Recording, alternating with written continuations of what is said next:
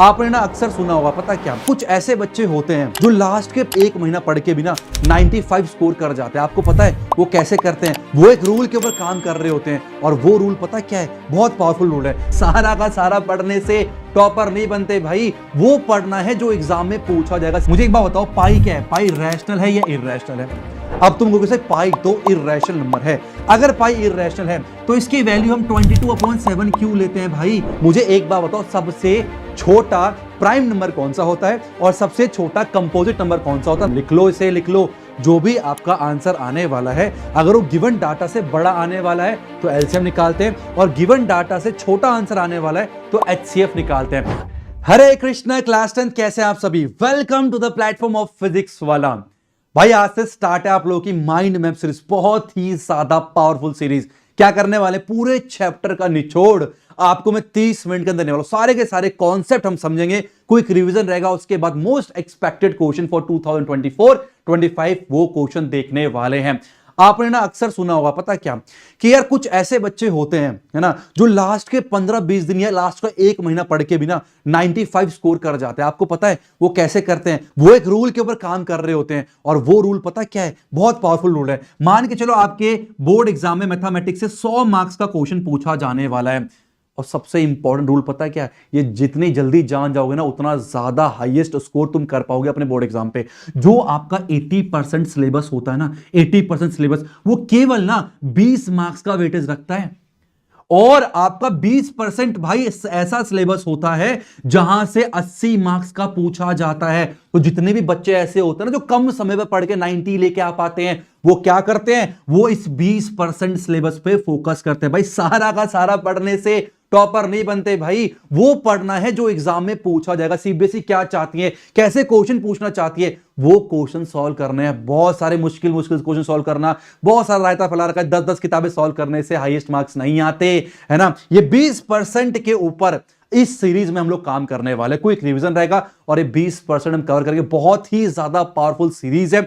आज ये पहला लेक्चर आप सभी के लिए, इसके बाद सारे के सारे चैप्टर्स, टोटल 14 चैप्टर्स में कराने वाला हूं इसी प्लेटफॉर्म के ऊपर।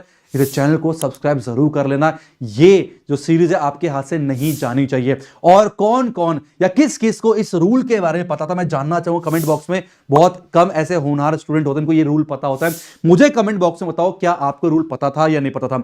काम बहुत ज्यादा है, बातें ज्यादा नहीं करनी, समय भी हमारे पास कम है, तो आइए आगे चलते हैं। हम टॉपिक्स क्या करने वाले भाई, टॉपिक्स क्या कवर करेंगे वो देख लो। सबसे पहले हम देखेंगे भाई रैशनल नंबर और इररेशनल नंबर क्या होते हैं, ये समझेंगे फटाफट से। फिर आएंगे फंडामेंटल थ्योरम ऑफ अरिथमेटिक, क्या होता है, की थ्योरम है, ये समझना बहुत जरूरी है। फिर आएंगे एलसीएम, एचसीएफ और उनके जो रिलेशन होता है उसको देखेंगे, जिसके ऊपर क्वेश्चन हर बार क्वेश्चन यहां से आता ही आता है। उसके बाद द मोस्ट इंपॉर्टेंट चीज, most expected question for CBSE 2024-25, ऐसे ऐसे क्वेश्चन भी मैं आपको बताने वाला हूं जो कि सबसे ज्यादा इंपॉर्टेंट है। बहुत ज्यादा 99% चांस है आपके एग्जाम में आएगा भाई। बहुत ही ज्यादा पावरफुल सीरीज रहने वाले, बार बार कह रहा हूं, मिस मत कर देना।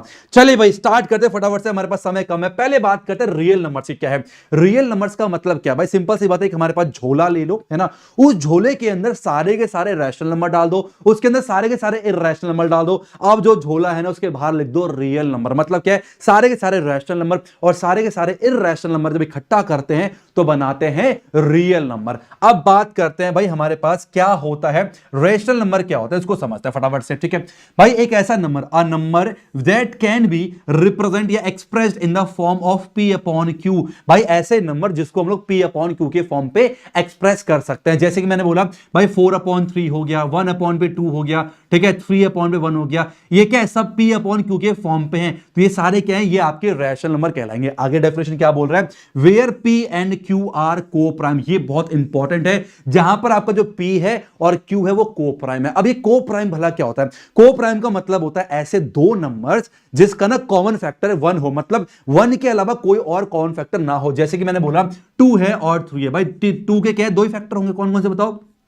1 होगा और एक 2 होगा। 3 के दो फैक्टर होंगे, एक 1 होगा और एक 3 होगा। तो अगर मैं पूछूं आपसे, बताओ 2 और 3 में जो कॉमन फैक्टर है वो कौन है? तो 2 और 3 में कॉमन फैक्टर 1 है। तो ऐसे नंबर जिसमें जो कॉमन फैक्टर है वो 1 हो, ऐसे नंबर्स को को प्राइम नंबर कहा जाता है। तो आइए समराइज करते हैं, क्या बोला मैंने भाई? A number that can be expressed in the form of P upon Q where P and Q are coprime. और एक सबसे इंपॉर्टेंट चीज ये ध्यान रखना है, जो आपका डिनोमिनेटर है Q जो है वो जीरो के बराबर नहीं होना चाहिए। अच्छा, आपके दिमाग में सवाल आ रहा होगा, सर अगर जीरो हो जाए तो क्या हो जाएगा? भाई इसका आंसर तो मैथमेटिशियन के पास भी नहीं है। भाई किसी भी नंबर के अगर जीरो लग जाए ना तो ये है नॉट डिफाइंड, इसको आज तक डिफाइन नहीं किया गया है। इसका आंसर भाई ना तो मेरे पास है ना ही मैथमेटिशियन के पास है, 4/0 नॉट डिफाइन हो जाता है। तो जीरो से आपको बचना डिनोमिनेटर में। अब मैं आपसे पूछूं, बताओ, आप सबको कमेंट सेक्शन में बताना है, क्या जीरो आपका रैशनल नंबर है?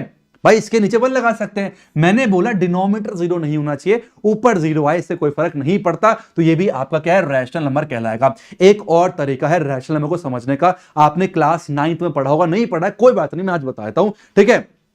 भाई इनका जो डेसिमल एक्सपेंशन होता है ना, जो डेसिमल रिप्रेजेंटेशन होता है वो कैसा होता है? वो होता है आपका नॉन टर्मिनेटिंग एंड रिकरिंग। का मतलब क्या? Repeating. Non terminating and repeating. अच्छा, इसका क्या मतलब होता है थोड़ा सा समझ लेते हैं। जैसे अगर मैं बात करूं ना, मैंने क्या करा, मैंने 1 को डिवाइड किया 3 से, ठीक है, क्या आया 0.0 लगाया, 3 3 जा 9 आएगा, फिर 1 आया 0 आया, फिर 3 3 जा 9 आएगा, फिर 1 आया 0 आएगा, फिर 3 3 जा 9 आएगा, और ये चलता रहेगा। तो ये जो चलता रहेगा है ना, इसको कहते हैं नॉन टर्मिनेटिंग। नॉन टर्मिनेटिंग है, लेकिन अगर आप ध्यान से देखोगे यहां पर जो 3 है ना, ये बार बार रिपीट हो रहा है। मतलब क्या, 1/3 का जो आंसर आया, डेसिमल रिप्रेजेंटेशन जो आया वो आया 0.3333 एंड सो ऑन।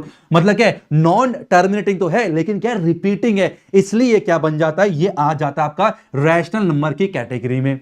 समझ में आ रहा बात? अब आइए हम बात करते हैं इर्रेशनल नंबर की। भाई इर्रेशनल नंबर क्या है? सिंपल सी भाषा में कहूंगा, जो नंबर रैशनल नहीं है वो इर्रेशनल है। इसका मतलब क्या है, जो नंबर को हम लोग P अपॉन Q के फॉर्म पर रिप्रेजेंट नहीं कर सकते वो आपका इर्रेशनल है। क्या बोला देखो, a number that can not be expressed in the form of P by Q where P and Q are coprime integer is called irrational number. तो जिसको एक्सप्रेस कर सकते हैं वो रैशनल है, जिसको एक्सप्रेस नहीं कर सकते वो इर्रेशनल है। बहुत ही सिंपल सी डेफिनेशन है। आगे आते हैं, इसका जो डेसिमल रिप्रेजेंटेशन होता है ना, वो क्या होता है, non terminating and non repeating होता है। नॉन टर्मिनेटिंग नॉन रिपीटिंग का मतलब क्या है? जैसे कि मान लो कोई आंसर ऐसा आया 0.010010001000001। अब क्या है, ये 3 डॉट का मतलब है कि भाई ये नॉन टर्मिनेटिंग है, ठीक है। अब चेक करना क्या रिपीटिंग है, रिपीटिंग भी नहीं है। क्यों? यहां पर 0 1 है, यहां पर 0 0 1 है, यहां पर 0 0 0 1 है, तो ये रिपीट भी नहीं कर रहा है। तो जहां जिस भी नंबर का ऐसा डेसिमल एक्सपेंशन होता है, रिप्रेजेंटेशन होता है, उसको हम कहते हैं इर्रेशनल नंबर। या फिर ऐसे समझ सकते हो, कोई भी नंबर जो रूट से बाहर नहीं आ पा रहा हो उसे भी हम लोग इर्रेशनल नंबर कह देते हैं। जैसे एग्जांपल तौर पे √3 हो गया, √2 हो गया और √5 हो गया, है ना, पाई। हाँ, एक और सबसे इंपॉर्टेंट चीज है ना, जो कि बच्चों के दिमाग में हमेशा रहता है, मैं आपसे पूछूं, आपको बताना भाई, सही से बताना मुझे एक बात बताओ, पाई क्या है? पाई रैशनल है या इर्रेशनल है? अब तुम कहोगे सर पाई तो इर्रेशनल नंबर है। अगर पाई इर्रेशनल है तो इसकी वैल्यू हम 22/7 क्यों लेते हैं भाई? अगर तुम इसे कह रहे हो ये इर्रेशनल है, ठीक है, और इसे तुम कह रहे हो, अब 22/7 क्या है भाई? डेफिनेशन देखें तो 22/7 क्या आपका रैशनल है। अब ये बताओ मुझे भाई, पाई वैसे है तो इर्रेशनल, पर जो वैल्यू हम ले रहे हैं वो क्या है? रैशनल है। अब इसको कैसे ठीक करोगे? तो मैं आपको बताता हूं, ये जो पाई की जो वैल्यू है ना, ये आपका एग्जैक्ट वैल्यू नहीं है। अगर आप पाई की वैल्यू देखोगे ना तो 3.14 के बाद ऐसा नंबर आता है जो कि आपका नॉन रिपीटिंग है, नॉन टर्मिनेटिंग नॉन रिपीटिंग, तो वो बन जाता है इर्रेशनल नंबर। लेकिन अब ऐसा नंबर अगर आप कैलकुलेशन पे इस्तेमाल में लाओगे, चैप्टर नंबर 12 में, सरफेस एंड वॉल्यूम में, या फिर हर जगह पर, तो 3 पॉइंट इतना बड़ा लिखना पॉसिबल नहीं है। तो हमें क्या है ना, एक अप्रॉक्स वैल्यू चाहिए होती है। हालांकि पाई इर्रेशनल है, लेकिन कैलकुलेशन पर्पस के लिए हमने इसकी वैल्यू ली है 22/7 या फिर 3.14। ये एग्जैक्ट वैल्यू नहीं है, ये अप्रॉक्स वैल्यू है कैलकुलेशन को करने के लिए। तो जहां कहीं भी आपको पाई नजर आए वो आपका इर्रेशनल है। जैसे कि 2 पाई क्या है? इर्रेशनल है। पाई +2 क्या है? इर्रेशनल है। जहां पर भी इर्रेशनल नंबर आ जाता है वो सारा का सारा क्या बन जाता है? इर्रेशनल बन जाता है। जैसे कि मैंने बोला 3 रैशनल है और √2 इर्रेशनल है। अब ये जो एक्सप्रेशन है ये क्या है? तो ये ओवरऑल क्या बन गया आपका? ये ओवरऑल आपका इर्रेशनल नंबर ही बन गया। तो ये सारी कहानी हमारी रैशनल और इर्रेशनल की। आई होप आपको बहुत अच्छे से समझ में आ गया होगा। अब आगे चलते हैं। आगे हमारे पास आता है फंडामेंटल थ्योरम ऑफ अर्थमेटिक। ये बहुत ही ज्यादा इंपॉर्टेंट है भाई, 2 मार्क्स में ऐसा क्वेश्चन भी आ जाता है कि state fundamental theorem of arithmetic, और उसके लिए एक आध क्वेश्चन पूछ लिया। तो ये डेफिनेशन आपको पता होना चाहिए। इसको समझने से पहले हम एक छोटी चीज समझेंगे। क्या समझेंगे? ध्यान सुनो। हमें समझना है प्राइम नंबर को, ठीक है, प्राइम नंबर और कंपोजिट नंबर, ये हमें समझना बहुत जरूरी है। भाई प्राइम नंबर क्या है, कंपोजिट नंबर क्या है? प्राइम नंबर वो नंबर होते हैं जिसके एग्जैक्टली 2 फैक्टर होते हैं। मैंने क्या बोला? मैंने बोला having having exactly two factor, जिसके एग्जैक्टली दो फैक्टर्स होते हैं उसे प्राइम नंबर कहा जाता है। देखो समय मेरे पास कम है, फास्ट बोलूंगा, अगर आपको लग रहा है बहुत फास्ट बोल रहा हूं तो स्पीड थोड़ी कम करके देख लेना। अगर आपको अभी भी स्लो लग रही है, कोई लेजेंड ऐसे होते हैं ना कि अभी भी 2x पे देख रहे हैं, अपना नाम जरूर बताना भाई, वो अलग ही लेवल के बंदे हैं जिसके एग्जैक्टली दो फैक्टर होते हैं। जैसे कि मैं बात करूं भाई 2 है, 2 के दो ही फैक्टर बनेंगे, एक तो 1 बनेगा, दूसरा खुद 2 बनेगा, ठीक है। 3 के दो फैक्टर है, कौन कौन से, एक तो 1 है और दूसरा खुद 3 है, तो इसके एग्जैक्टली दो फैक्टर होते हैं, वो आपका होता है प्राइम नंबर, ठीक है। आगे बढ़ते हैं, अब बात करते हैं कंपोजिट नंबर के, तो हम बोलेंगे हैविंग मोर देन, ठीक है, हैविंग मोर देन 2 फैक्टर, भाई जिसके दो फैक्टर से ज्यादा हो, दो से ज्यादा फैक्टर हो, उसे हम क्या बोलते हैं, उसे कंपोजिट बोलते हैं। एग्जांपल तौर पे 6 की बात करें, 6 के अपने पास इसका एक फैक्टर 1 है, एक फैक्टर 2 है, एक फैक्टर 3 है और एक फैक्टर खुद 6 भी है, तो इसके दो से ज्यादा फैक्टर है। 4 की बात करें, इसके फैक्टर 1 है, इसके फैक्टर 2 है और इसका फैक्टर 3, सॉरी नॉट 3, इसका फैक्टर इटसेल्फ 4 भी होगा। अब एक छोटा सा क्वेश्चन मैं आप सभी से पूछना चाहूंगा कमेंट बॉक्स में, मुझे एक बात बताओ, सबसे छोटा प्राइम नंबर कौन सा होता है और सबसे छोटा कंपोजिट नंबर कौन सा होता है, मुझे कमेंट सेक्शन में आप सभी ने बताना है। एक क्वेश्चन और आपसे पूछूं जरा, अच्छा मुझे एक बात बताओ कि 1 क्या है, 1 प्राइम नंबर है या कंपोजिट है? आइए देखते हैं किस डेफिनेशन में लाई कर रहा है। 1 के फैक्टर देखूं तो एक ही फैक्टर है, खुद इटसेल्फ बोल लो चाहे 1 बोल लो, भाई एक ही फैक्टर है। अगर एग्जैक्टली दो फैक्टर होते तो प्राइम होता, दो से ज्यादा होते तो कंपोजिट होता, पर इसके तो एक ही फैक्टर है, इसका मतलब क्या बोलेंगे, 1 इज नाइदर प्राइम, ठीक है, 1 ना तो प्राइम है, 1 इज नाइदर प्राइम और नॉर कंपोजिट, भाई ना तो प्राइम है और ना ही कंपोजिट है। मेरे ख्याल से आपको ये सारी बातें समझ में आ चुकी हैं, इतना क्लियर हो गया कंपोजिट क्या है, प्राइम क्या है, आपको समझ में आ गया। अब थोड़ा सा कंपोजिट नंबर के ऊपर ध्यान देते हैं, थोड़ा सा तो फास्ट चलूंगा, ठीक है, कोशिश करना है मैक्सिमम चीज कवर करने की, टेंशन मत लो, ठीक है। अब बात करते हैं कंपोजिट नंबर की। मान लो मैंने 16 नहीं, मान लो मैंने 15 एक कंपोजिट नंबर लिया, 15 क्या है, एक कंपोजिट नंबर है। अगर मैं इसका प्राइम फैक्टराइजेशन करूं तो क्या आएगा, 3 5 जा 15 आएगा, ठीक है, और 5 1 जा 5 निकल के आ गया, तो 15 एक कंपोजिट नंबर है। हम इसको एक्सप्रेस कर पा रहे हैं as a product of prime, हाँ या ना? हम सभी के सभी कंपोजिट नंबर को as a product of prime के फॉर्म पे एक्सप्रेस कर सकते हैं, ऐसा कोई भी कंपोजिट नंबर नहीं है इसको हम एक्सप्रेस नहीं कर सकते। और ले लो, इसकी मान लो एग्जांपल ले लिया मैंने, 24 ले लिया, मान के चलो, ठीक है, 24 ले लिया। अब इसको देखो ध्यान से, कितना आएगा भाई, 2 आएगा, 12 निकल के आएगा, ठीक है, 2 आएगा, 6 आएगा, 2 आ गया, 3 निकल के आ गया और 3 आ गया, 1 निकल के। इसका मतलब 24 को एक्सप्रेस कर सकते हैं कैसे, 2 की पावर 3 मल्टीप्लाई बाय 3। यहां पर भी हमने 24 को as a product of prime के फॉर्म पे एक्सप्रेस करा। तो जितने भी कंपोजिट नंबर है उन सभी को हम लोग प्रोडक्ट ऑफ प्राइम के फॉर्म पे एक्सप्रेस कर सकते हैं। और एक सबसे इंपॉर्टेंट बात क्या है कि भाई सिंपल सी बात है कि 15 के ना हमेशा फैक्टर 3 और 5 ही होंगे, जहां कहीं भी 3 और 5 को मल्टीप्लाई किया जाएगा हमेशा 15 ही निकल के आएगा। इसका मतलब जो फैक्टराइजेशन है वो यूनिक है, क्या है, यूनिक है। और साथ ही साथ में इसमें ऑर्डर मायने नहीं रखता। कहने का मतलब क्या है, चाहे आप 5 मल्टीप्लाई बाय 3 बोलो वो भी 15 है, और चाहे 3 मल्टीप्लाई बाय 5 बोलो वो भी 15 है। कहने का मतलब ये, अगर मैं 15 का प्राइम फैक्टराइजेशन कर रहा हूं, यहां पर मैं 3 को पहले लिया था, पर अगर अब की बार मैं 5 को पहले ले लूं तब भी कोई फर्क नहीं पड़ेगा, आंसर सेम आएगा। 3 बातें मैंने यहां पर बोली, कौन कौन सी, पहला क्या है, सभी के सभी कंपोजिट नंबर को हम लोग as a product of prime के फॉर्म पे एक्सप्रेस कर सकते हैं। दूसरा, ये फैक्टराइजेशन बहुत यूनिक होता है। और तीसरा, apart from the order in which the prime factor occur, ठीक है। इसको समराइज करते हैं तो बन गया आपका फंडामेंटल थ्योरम ऑफ अर्थमेटिक। क्या ध्यान समझते हैं, every composite number can be express या written as a product of prime in one and only one ways. मतलब ये जो one and only one ways का मतलब क्या है, यूनिक होता है, ठीक है। Apart from the order in which the prime are written, किस ऑर्डर में लिखा गया प्राइम नंबर्स को वो मैटर नहीं करता। यही है हमारा fundamental theorem of arithmetic. I hope आपको समझ में आ गया होगा। इसकी डेफिनेशन जो है आपको अच्छे से रट लेनी है। अब आगे बढ़ते हैं, नेक्स्ट चलते क्या बोल रहा है। तो चलिए बात करते हैं एलसीएम एंड एचसीएफ की। भाई बहुत इंपॉर्टेंट टॉपिक, यहां से आपके एग्जाम में क्वेश्चन आता ही आता है, ठीक है। मान के चलो मेरे पास कोई दो नंबर है, कौन कौन से, एक 15 है और एक मेरे पास 18 है। अब मुझे इसका एलसीएम निकालना, इसका मुझे एचसीएफ निकालना, तो कैसे निकालूंगा मैं पहले समझाता हूं, फिर डेफिनेशन के ऊपर आता है, ठीक है। सबसे पहले आपने करना है क्या, 15 है ना, तो 15 का आपने प्राइम फैक्टराइजेशन कर देना है। कैसे करेंगे, 3 5 जा 15 आएगा और 5 1 जा 5 आएगा। इसका मतलब 15 को हम लिख सकते हैं 3 मल्टीप्लाई बाय 5 के फॉर्म पे, हाँ या ना। नेक्स्ट 18 है, तो एक काम करो 18 का भी प्राइम फैक्टरेशन कर देते हैं। तो 2 9 जा 18 हो गया और 3 3 जा 9 हो गया और 3 1 जा 3 निकल के आ गया। इसका मतलब 2 मल्टीप्लाई बाय 3 की पावर 2 कितना आ गया? तो 18 को हम लिखा 2 मल्टीप्लाई बाय 3 की पावर 2। अब ध्यान से समझो एचसीएफ क्या होता है और एलसीएम क्या होता है, ये समझ गए तो बड़े आराम से कर लोगे। एचसीएफ का मतलब होता है जितने भी आपके कॉमन प्राइम है, मैं कॉमन वर्ड यूज कर रहा हूं, जितने भी आपके कॉमन प्राइम है। कॉमन प्राइम कौन सा यहां पर बताओ भाई? 3 यहां पर भी है, इसकी पावर 1 है और 3 यहां पर, कॉमन प्राइम 3 है। तो कॉमन प्राइम की आपको लोएस्ट पावर लेनी है। क्या लेनी है? Lowest power of the common prime factor. तो क्या आएगा? 3 की पावर 1 जो कि 3 है, ये आपका एचसीएफ निकल के आ गया। समझना। अभी एलसीएम की बात करते हैं। एलसीएम का मतलब क्या होता है? सभी prime number, each prime number, जितने भी प्राइम नंबर आपके पास है ना, सभी प्राइम नंबर की हाईएस्ट पावर। भाई यहां पर 2 भी प्राइम नंबर है, 3 भी प्राइम नंबर है, 5 भी, सभी प्राइम नंबर लेने हैं। 2 की हाईएस्ट पावर 1 ही है तो 2 आ गया। अब 3 यहां पर भी हाईएस्ट पावर लेनी है, 3 की पावर 2, तो 3 की पावर 2 आ गया और मल्टीप्लाई में क्या भी आएगा? साथ में 5p निकल के आएगा। तो कर दो भाई मल्टीप्लाई बाय 8 से कितना आएगा? 2 मल्टीप्लाई बाय 9 मल्टीप्लाई बाय 5, 5 2 हो गया 10, 10 9 90, तो 90 हो जाएगा इसका एलसीएम। दोबारा तो एचसीएफ का मतलब क्या होता है? जितने भी कॉमन प्राइम है उनकी लोएस्ट पावर लेनी होती है, और एलसीएम का मतलब जितने भी ईच प्राइम, सारे प्राइम नंबर की हाईएस्ट पावर लेनी होती है। अब डेफिनेशन को समझते हैं भाई। एचसीएफ का मतलब क्या है? एचसीएफ इज द प्रोडक्ट किसका? Of the smallest power of each common prime factor. जितने भी कॉमन प्राइम फैक्टर उसकी लोएस्ट पावर का प्रोडक्ट कहलाता है आपका एचसीएफ। और अगर एलसीएम की बात करें, एलसीएम क्या है? LCM is the product of the greatest power of each, ये ईच बहुत इंपॉर्टेंट है, each prime factor of the given number. तो इस तरीके से आपको एलसीएम और एचसीएफ निकालना होता है प्राइम फैक्टराइजेशन मेथड से। अब एक क्वेश्चन मैं आप सभी से पूछना चाहूंगा भाई। देखो सिंपल सी बात है, अगर जब भी मैं पढ़ाता हूं ना, मैं क्वेश्चन जरूर पूछता हूं और आपको उसका आंसर कमेंट सेक्शन में भी देना है।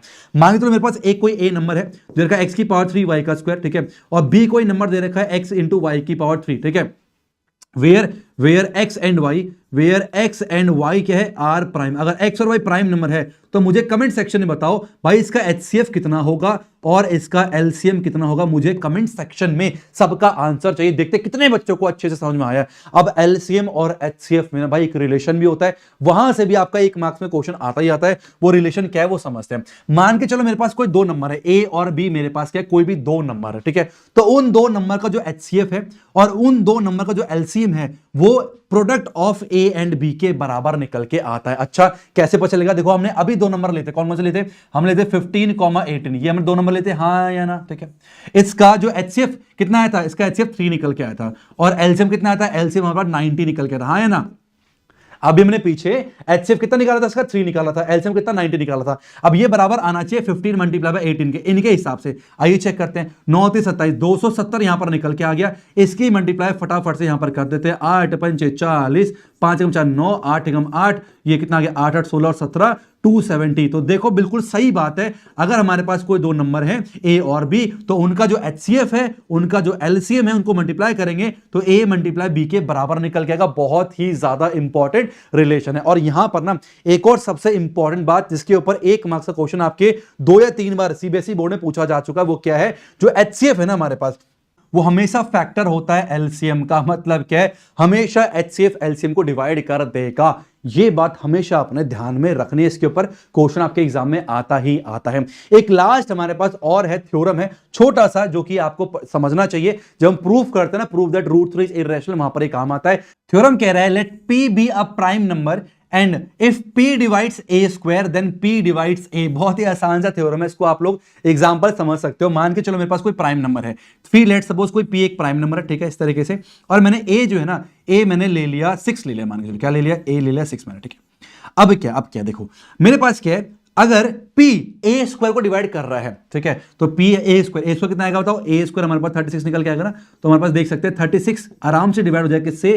p से। तो ये a स्क्वायर है, a स्क्वायर अगर p से डिविजिबल है, ऑब्वियसली है, तो ये कह रहा है, थ्योरम ये कहता है कि भाई अगर a स्क्वायर p से डिविजिबल है तो a भी p से डिविजिबल होगा।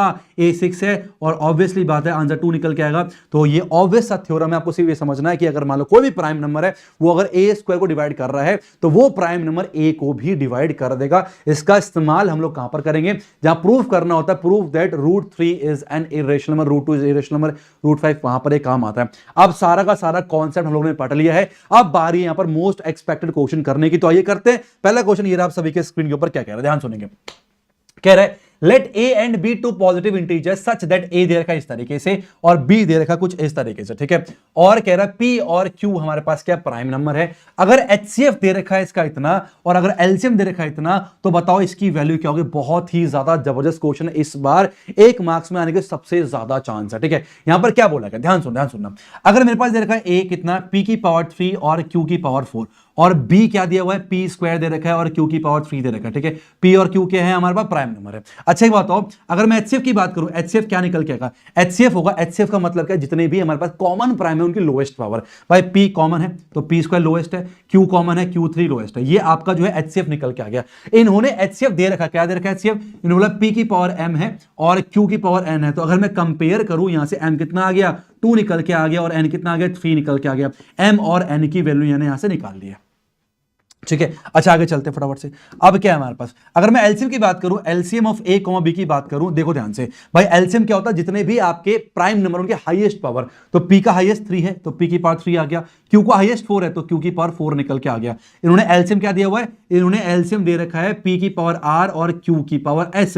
तो कंपेयर करेंगे, आर हमारा 3 निकल के आ गया और एस हमारा 4 निकल के आ गया और आर और एस की भी वैल्यू हमें पता चल गई। आसान है। अब तो हमें निकालना M plus N multiply by R plus S. M और एन को जोड़ेंगे तो 5 निकल के आएगा, मल्टीप्लाई बाय आर और एस को जोड़ेंगे तो 7 निकल के आएगा और 5 7 जा 35 होता है। ऑप्शन चेक करना कौन सा, option number C is the right answer. तो इस तरीके से आप एलसीएम और एचसीएफ को निकाल के ऐसे क्वेश्चन आपके एग्जाम में आ सकते हैं। बहुत जमाना गया जो सिंपल एलसीएम एचसीएफ वाला आता है, ऐसे आपका घुमा फिरा के क्वेश्चन पूछा जाता है। नेक्स्ट क्वेश्चन क्या कह रहा है, कह रहा है अगर HCF of 2 number, HCF 2 number का एचसीएफ 27 है और उनका एलसीएम 162 है, अगर एक नंबर 54 दे रखा है तो बताओ दूसरा नंबर क्या होगा। ये आपका रिलेशन था ना एलसीएम एचसीएफ में, वहां से क्वेश्चन पूछा गया है। क्या था, कोई बताओ, HCF of A comma b, अगर HCF a comma b multiply by LCM of A comma b, ठीक है, बराबर में क्या था, ए मल्टीप्लाई बाय बी था। हाँ है ना, यही था रिलेशन।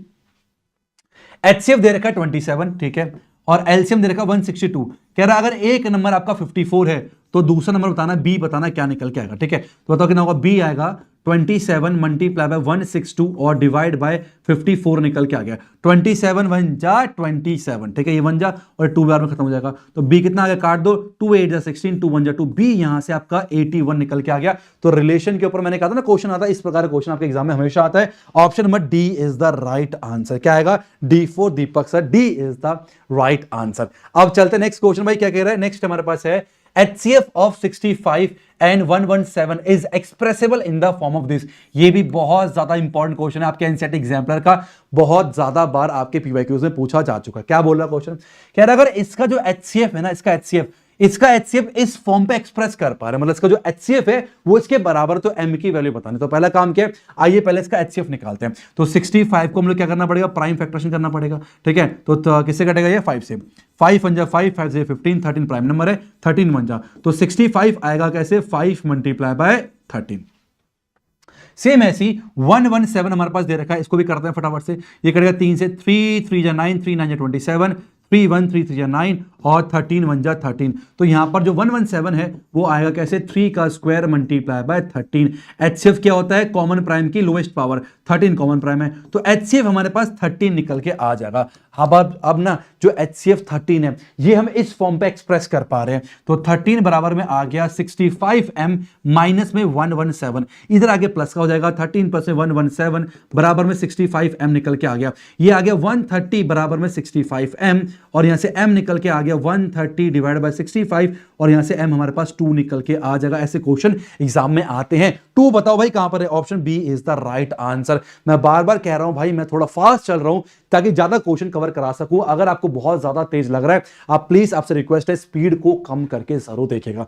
आइए बढ़ते हैं नेक्स्ट क्वेश्चन की तरफ। नेक्स्ट क्वेश्चन क्या कह रहा है, द लीस्ट नंबर, वो सबसे छोटा number that is divisible by all the number, 1 से लेकर 10 तक सबसे डिवाइड हो जाए, वो सबसे छोटा नंबर जो 1 से लेकर 10 तक सबसे डिवाइड हो जाए। जब भी ऐसा पूछा जाए ना, वो सबसे छोटा नंबर जो इनसे डिवाइड हो जाए तो एलसीएम निकालते हैं, वो सबसे बड़ा नंबर जो इनको डिवाइड कर दे तो एचसीएफ निकालते हैं। मैंने जो बोला इसको दोबारा सुनना और उसको लिख लेना कॉपी में, ठीक है। तो वो मैंने क्या बोला, वो सबसे छोटा नंबर जो इन सबसे डिवाइड हो जाए, इस केस में हम लोग क्या निकालते हैं, एलसीएम निकालते हैं। तो हमें एलसीएम निकालना है 1 से लेकर 10 तक का, हमें क्या निकालना है, एलसीएम निकालना है। आप ऐसे भी कर सकते हो वरना ऑप्शन से भी कर सकते हो, ये क्वेश्चन आपके एग्जाम में पीवाईक्यू में आया हुआ है और ये आपके एनसीईआरटी एग्जाम्पल का भी, ठीक है। आइए एलसीएम निकालते हैं। वहां लिखो 1 2 3 4 5 6 7 8 9 10, ये सारे नंबर आ गए बराबर बराबर बराबर, ठीक है। ओ इसकी नीड नहीं है, एक काम करो ऐसे, ठीक है। चलो एक ही लाइन, 1 तो 1 ही रहेगा, 2 तो 2 रहेगा, 3 तो 3 रहेगा, 4 रहेगा 2 का स्क्वायर, और 5 तो 5 रहेगा, 6 रहेगा 2 मल्टीप्लाई बाय 3, 7 तो 7 ही रहेगा, 8 रहेगा 2 की पावर 3, और 9 तो 3 का स्क्वायर आएगा, और 10 आएगा 2 मल्टीप्लाई बाय 5। अब इसका मुझे एलसीएम निकालना है। एलसीएम क्या होता है, सभी प्राइम नंबर की हाईएस्ट पावर। तो यहां पर 2 प्राइम नंबर है, हाईएस्ट क्या है 2 की पावर 3। तो अगर मैं एलसीएम की बात करूं तो 2 की पावर 3 निकल के मल्टीप्लाई बाय 3 की बात करूं, 3 का हाईएस्ट 2 है तो 3 की पावर 2 निकल के आ गया। 5 की बात करूं, 5 का हाईएस्ट 1 ही है तो 5 आ गया। फिर हमारे पास 7 भी होगा, 7 भी है। मेरे ख्याल से इतने ही प्राइम नंबर है, ठीक है। इनको मल्टीप्लाई करना है तो 2 के बाद 3 8 हो गया, 3 का स्क्वायर 9 हो गया, मल्टीप्लाई 5 मल्टीप्लाई बाय 7, 8 5 जा 40 मल्टीप्लाई 7 9 63, और 4 3 12 6 24 25, 2520 is the LCM of 1 to 10। Option number D is the right answer, ठीक है। तो क्वेश्चन क्या बोला था यहां पर, एक ऐसा छोटा नंबर निकालना है जो इन सब से डिवाइड हो जाए, तो उसको हम लोग एलसीएम के अंडर कवर करते हैं। तो 2520 option D is the right answer, ठीक है। आगे बढ़ते हैं। ये भाई अब वर्ड प्रॉब्लम आ गया भाई, यहां पर मैंने क्या वर्ड प्रॉब्लम लिया आप लोग के लिए, समझ नहीं आता कहां पर एचसीएफ निकालना है, कहां पर एलसीएम, आपको ट्रिक बताने वाला हूं, ध्यान सुनना। क्या क्वेश्चन बोल रहा है, कह रहा there is a circular path around a sport field, Sonia takes 18 minute to drive 1 round of the field while Ravi takes 12 minutes for the same. Suppose they both start at the same time, same point and go in the same direction. After how many minutes will they meet again at the starting point? दोनों सुनो, मालूम है इसका एक circular sport field है, ठीक है। यहां पर ना, यहां पर सोनिया है, यहां पर सोनिया है और यहां पर रवि भी है। ये दोनों सेम टाइम पे, सेम डायरेक्शन पे, सेम पॉइंट पे खड़े हैं और यहां सेम डायरेक्शन में भाग रहे हैं, ठीक है। अब जो सोनिया है ना, सोनिया जो है वो 18 मिनट लेती है एक कंप्लीट चक्कर के लिए। कितना मिनट, 18 मिनट, ठीक है। मतलब सोनिया पूरा चक्कर काटती है 18 मिनट में, ठीक है। और वहीं पर रवि जो है, रवि काटता है पूरा चक्कर कितने मिनट में, वो काटता है 12 मिनट में काटता है। कह रहा दोबारा कब मिलेंगे, अभी तो ये साथ में। अब मान के चलो 12 मिनट के बाद रवि भाग के यहां पहुंच जाएगा और जो सोनिया है वो सोनिया कहीं यहां पर होगी। अब रवि जो है इसके आगे निकल चुका होगा, जब तक सोनिया यहां पर आएगी रवि और आगे जा चुका हो। इसका मतलब क्या है, ध्यान सुना, ट्रिक क्या है, जो भी आपका जो आंसर है ना, जो आने वाला है, वो अगर गिवन डाटा से बड़ा आने वाला है तो उस केस में निकालते हैं एलसीएम। लिख लो, इसे लिख लो, जो भी आपका आंसर आने वाला है अगर वो गिवन डाटा से बड़ा आने वाला है तो एलसीएम निकालते हैं, और गिवन डाटा से छोटा आंसर आने वाला है तो एचसीएफ निकालते हैं। अब यहां पर आप साफ साफ देख सकते हो जितने भी मिनट आएगा, कितने मिनट के बाद वो मिलेंगे, गिवन डाटा से बड़ा आंसर आने वाला है तो इस केस में हम क्या निकालेंगे, एलसीएम निकालेंगे, ठीक है। तो 18 को लिख सकते हैं कैसे बताओ, ये लिखेंगे 2 मल्टीप्लाई बाय 3 का स्क्वायर, और 12 को हम लिख सकते हैं किस तरीके से, 2 का स्क्वायर मल्टीप्लाई बाय 3। हमें एलसीएम निकालना है, कितना आएगा, जितने भी प्राइम है उनके हाईएस्ट पावर, तो 2 की पावर 2 मल्टीप्लाई बाय 3 का स्क्वायर आएगा, तो 2 दूनी 4 3 3 9 चौक 36, तो 36 मिनट के बाद वो दोबारा मिलेंगे। ऑप्शन कौन सा, option B is the right answer. जो भी आंसर आने वाला है अगर वो गिवन डाटा से बड़ा आएगा तो एलसीएम निकालेंगे, और जो आंसर आने वाला है वो गिवन डाटा छोटा आएगा तो उस केस में हम क्या निकालेंगे, एचसीएफ निकालेंगे। जैसे कि इस वाले क्वेश्चन को समझते हैं। क्या बोला गया भाई, एक ना मिठाई बिकने वाला है, उसके पास 420 काजू बर्फी है और 150 बादाम बर्फी है। ही wants to stack them in such a way that each stack has the same number of burfis, ठीक है, and they take up the least area of the tray. How many of these can be placed in each stack? How many stack are formed? Question क्या कह रहा है, ध्यान सुनना।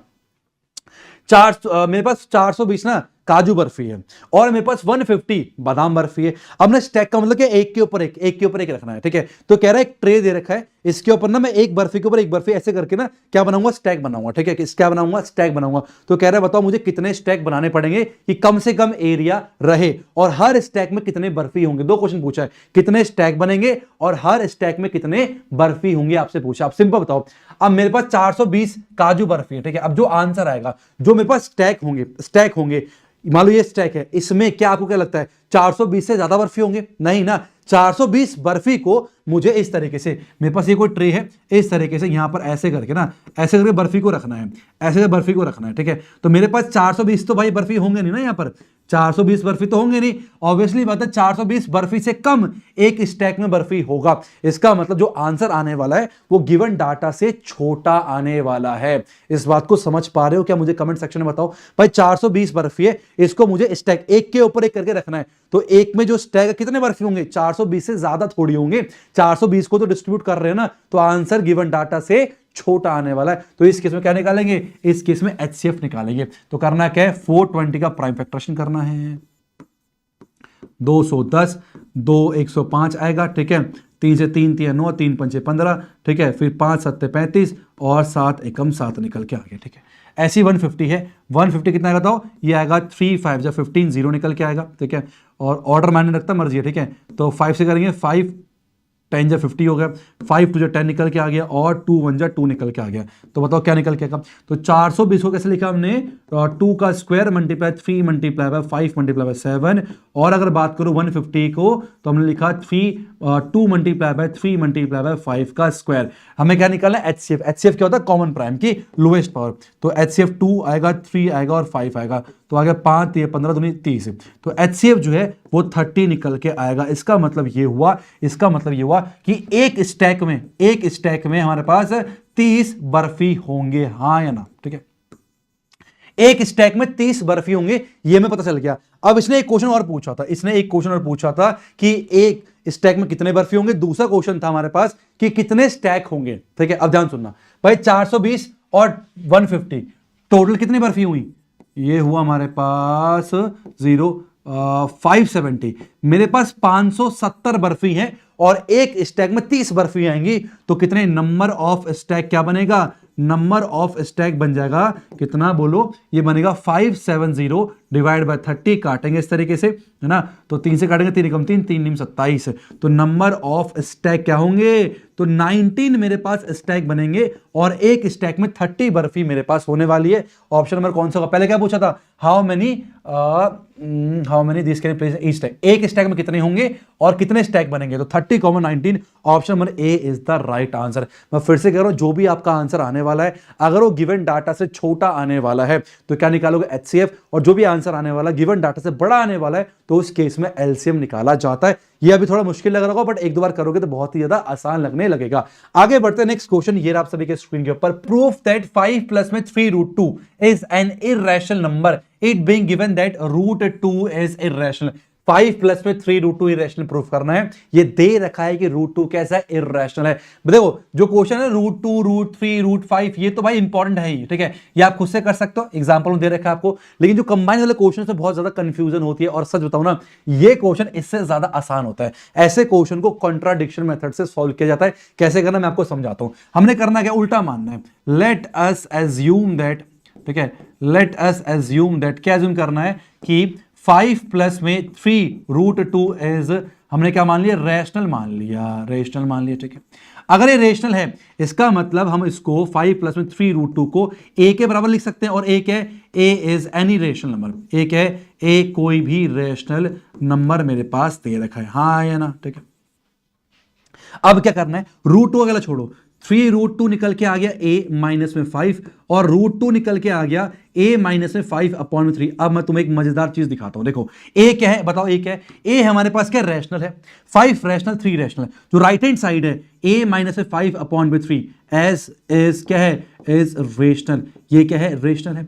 अगर भाई राइट हैंड साइड ये अगर आपका रेशनल है, तो और यहां पर क्या साइन लगा है? इक्वल टू का, तो √2 भी क्या हो गया? रेशनल हो गया, ठीक है। हेंस, ठीक है, √2 इज ऑल्सो, ठीक है, रेशनल। √2 भी क्या आ गया? रेशनल निकल के आ गया। अबे भाई ये क्या हो गया? √2 तो मैं इरेशनल दे रखा था भाई, लेकिन √2 तो रेशनल निकल के आ गया। अरे अरे अरे, तो हम क्या लिखेंगे? बट दिस कॉन्ट्राडिक्ट्स, ठीक है, contradicts that √2 is an irrational. लेकिन ये इस बात को गलत साबित कर रहा है कि √2 तो भाई इरेशनल नंबर था। तो हम क्या बोलेंगे? This has been arisen due to our wrong assumption. ये सारा इसलिए हुआ है क्योंकि हमने एजम्पशन क्या कर ली थी, गलत मान ली थी। तो लास्ट में लिखेंगे hence our assumption is wrong. क्या लिखना है, हम लिखेंगे हेंस आवर एजम्पशन, हमारा जो एजम्पशन था, आवर एजम्पशन इज रॉन्ग।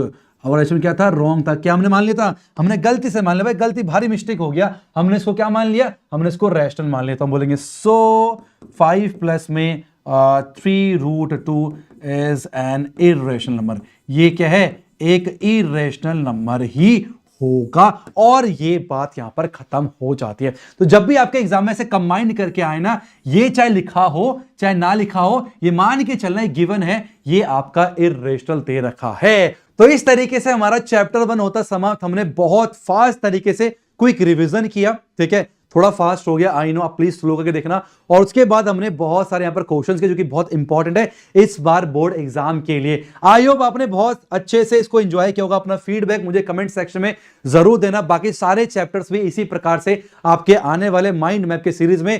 तो आई होप आपने बहुत कुछ सीखा होगा। प्लीज अपना फीडबैक कमेंट सेक्शन में जरूर देना। तो आज की वीडियो में इतना ही। Thank you so much for watching.